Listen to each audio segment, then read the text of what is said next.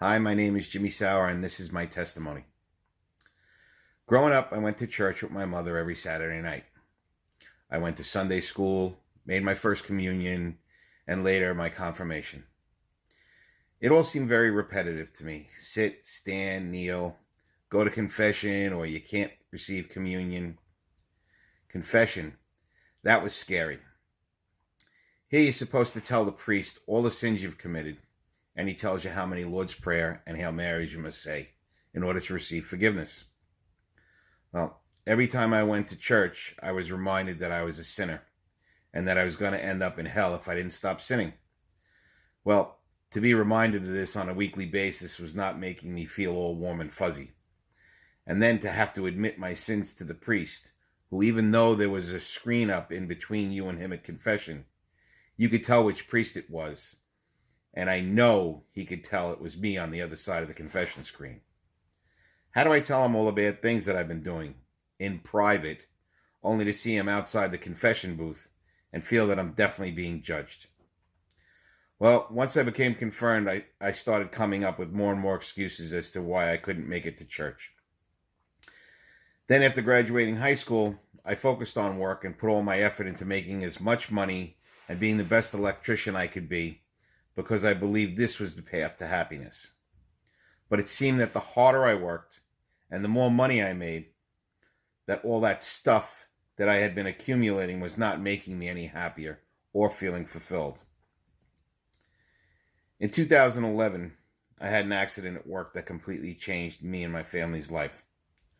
4 surgeries and 4 years later, I'd become verbally abusive to my family because of the dependency on painkillers, as well as becoming depressed because I could no longer work and provide for my family like my father has.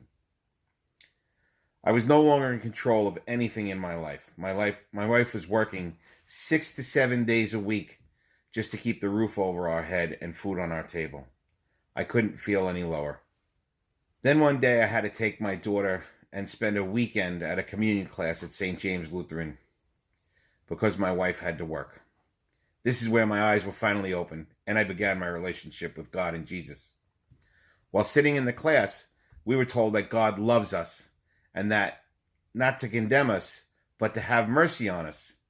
He sent his own Son to take the punishment that we deserve. On the cross, for people who sin, like me, God willingly gave his only Son's life away. In other words, we've done the wrong, and to save us, Jesus paid the price for it. Who does that?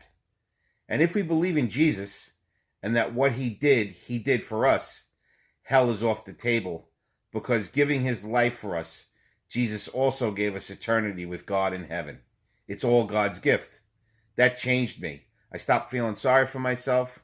If God loves me that much, someone who was convinced he was definitely going to hell, then suddenly I wanted to show my love too, because of what he did for me and everyone else. I started volunteering at the nursing home, at church. I started teaching Sunday school, going to Bible study. I was transformed. I was no longer living my life to make me happy. I wanted to walk in the way Jesus did and help others. With God's help, as well as my family's, I stopped taking the painkillers and also stopped the verbal abuse of my loved ones. I'm no longer depressed, but now I get up each morning thanking Jesus for filling my lungs with his breath and looking forward to the day ahead, waiting to see who God puts in my path so that I may be a light for them just as he is for me. Yeah, I still get angry and frustrated sometimes, but now I pray for God's help and thank him for everything that he has done for me. Thank you.